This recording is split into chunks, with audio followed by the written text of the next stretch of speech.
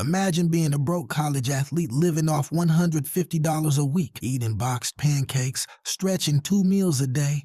Now, imagine turning that hustle into a smart investment strategy and a plan to build a family compound from scratch. In this episode, we sit down with TCU cornerback Avery Helm, not just a standout on the field, but a rising voice in financial literacy. So my man Avery, I've been mentoring you for some time now, man. And when I first met you, one of the first conversations we had was like what NIL was like before it is now and what it's like now. So can you just kind of like lay that out for young folks that are out there? Because everybody knows now y'all make a lot of money, right, but there was a time when you didn't. Right. So before NIL, there was we was making $150 a week.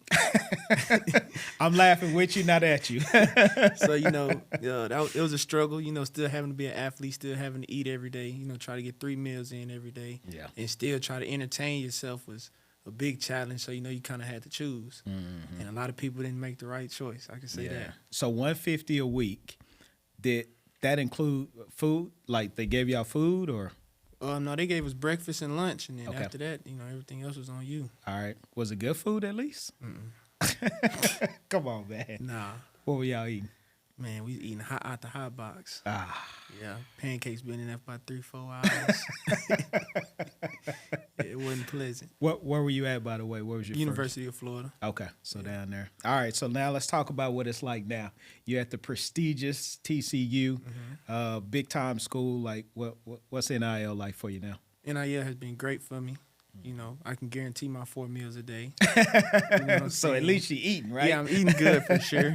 Entertainment-wise, I can entertain myself well. Yeah. It's just it's been a whole 180. Mm-hmm. What is it like making the kind of money you make at such a young age? Like how do you keep family from being in your pocket? How do you keep people from scamming you? Like how do you handle that?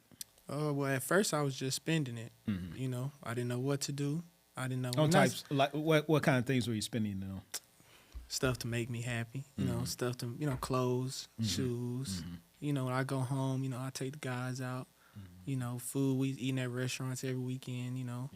But then I had to, I got with you, and then I learned it's bigger than that. What kind of things would you say that you've learned being around not just me, but some of the folks that I introduced you to and the experiences you've had? It's better to spend your money somewhere that is going to make you more money. Oh, yeah. Yeah. What's an example of that, though? Because you're in the stock market game, man. You got to lay it down. So you don't want them to think you're just some regular athlete, man. This dude is brilliant, by the way.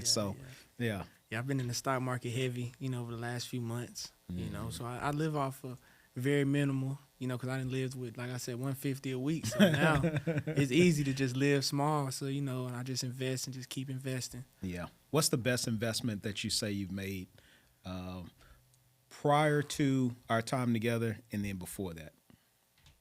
Prior to our time meeting each other, I didn't make any investments. But you still may have done something that was, okay, all right. I ain't gonna try to.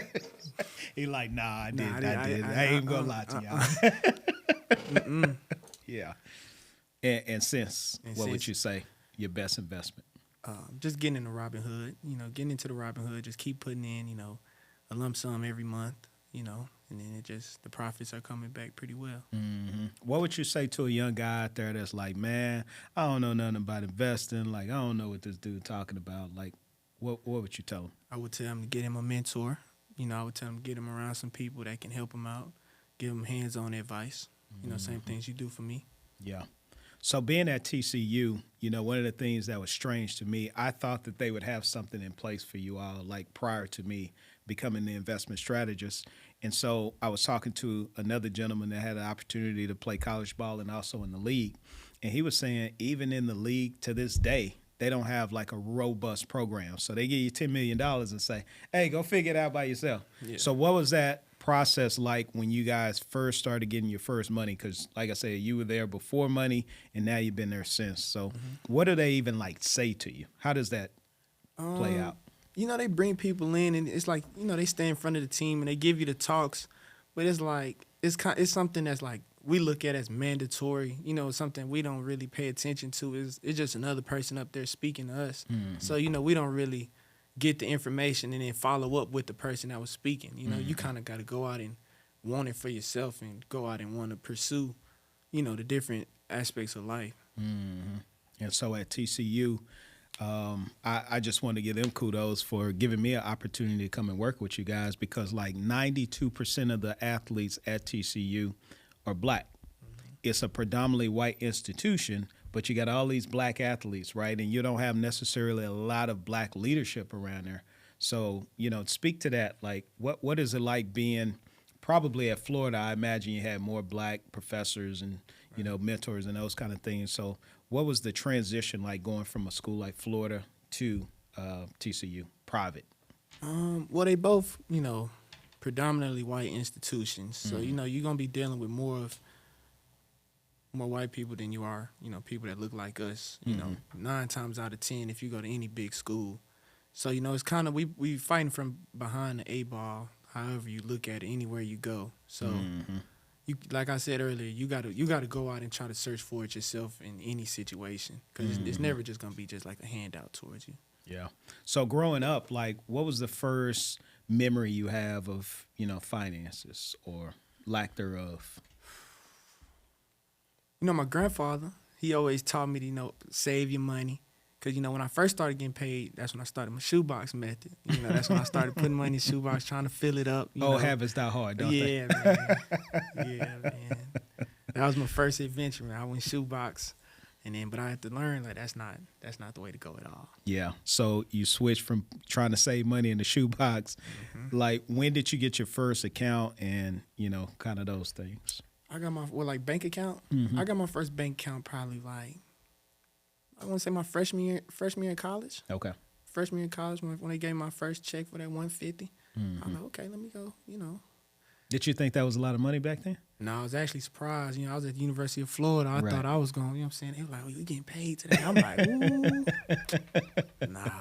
And you got it and it was like, we got it. Wah. Everybody looked around and was like, what yours say? Yeah, like, wait a minute, man. Yeah, but that was crazy. Was anybody on the team, like, really making any money outside of, you know, the $150 that they were giving you? No, because that was before NIL, so it was all, that was just what it was. You know, some people come from good families and come from, you know, paper, but after that, that's all you had. What kind of conversations would be had with those individuals? Because you said that and it sparked me. I remember when I was talking to the TCU basketball team, and I'm in a room, I think it was maybe 18 of them at the time, like I said, predominantly black. And I said, hey, raise your hand if you have a brokerage account. And every white guy in there raised their hand. None of the black guys, not even one. And I said, isn't it funny that y'all a team, but something like finances isn't being shared amongst yourselves, right? Yeah. So, like, when you, what kind of conversations would be had, if any? Yeah, you're not having no financial conversations. But why not? Like, why is that something that's taboo for us to ask? Because you said it. Hey, I know some of these guys came from a better background than I did. Why not ask them? I just think it's a touchy subject. Okay.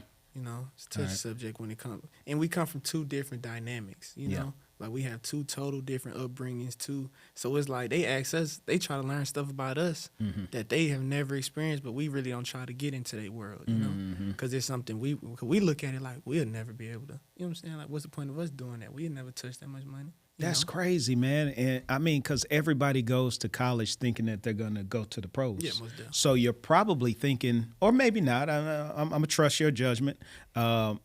I would think that you would think at some point I'm going to have some real money, and I want to know what to do with my money prior to versus, you know. Yeah. But, you know, most people wait until they get it. Then that's when they start trying to figure it out. Yeah, that makes sense. When you look at, like, athletes that have come before you, do you know anything about, like, statistics in regards to, like, how long it takes most guys to go broke once they leave the league?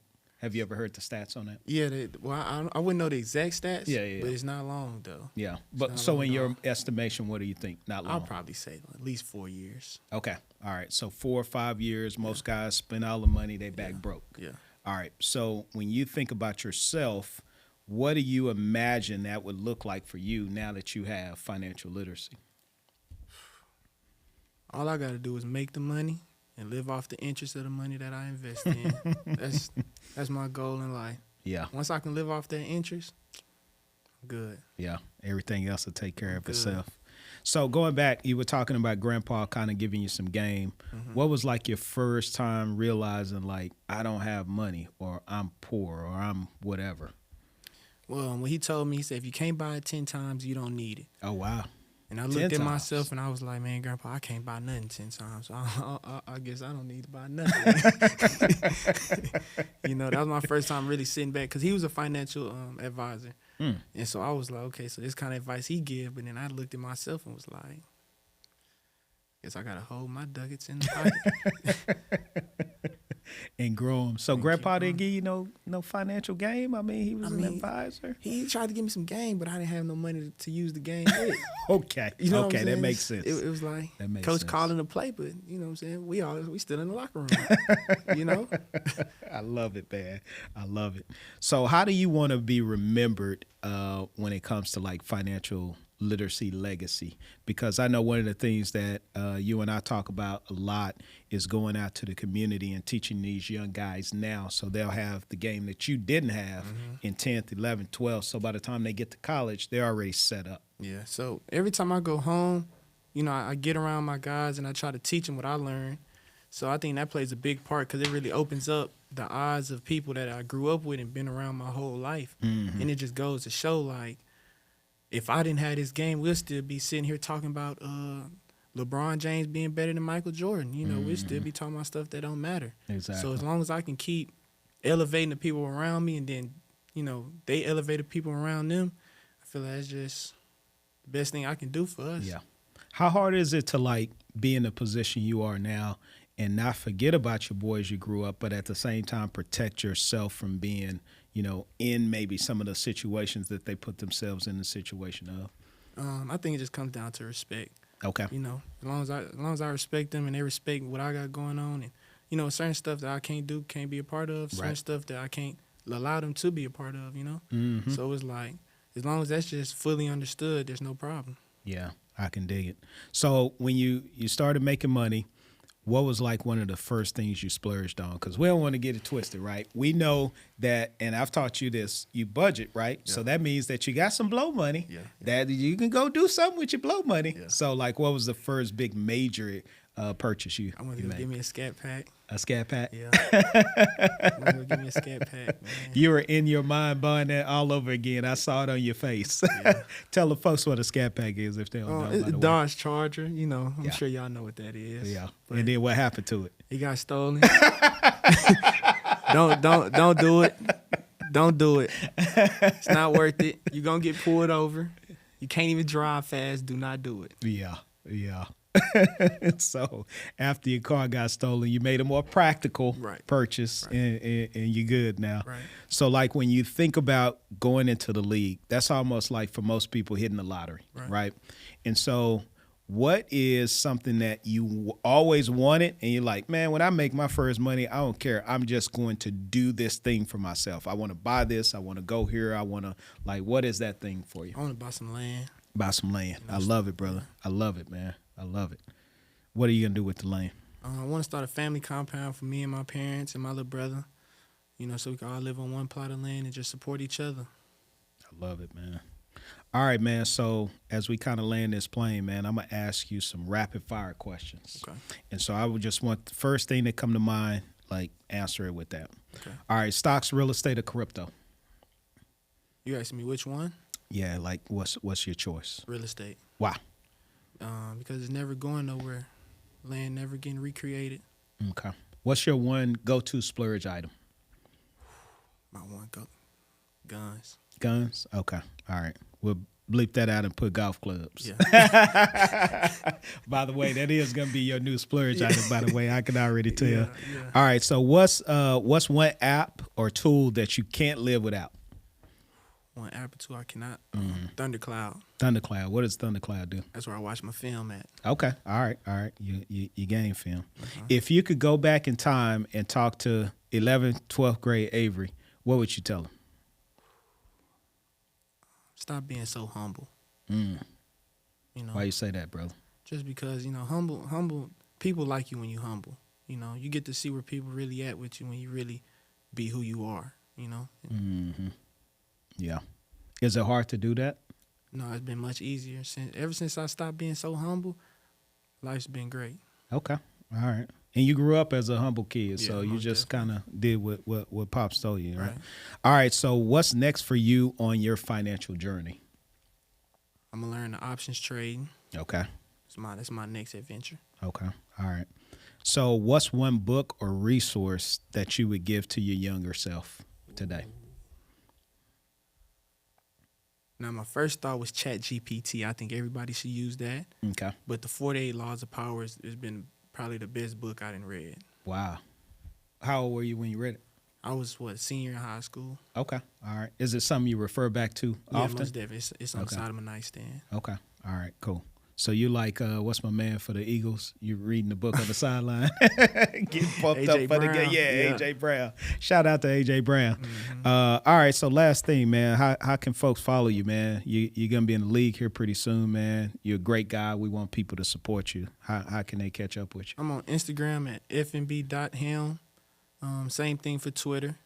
You know, those are the only two I use. Okay. All right. My man Avery Helm. Money, moves, and mindsets. We'll see you on the next episode. Think and Grow Rich.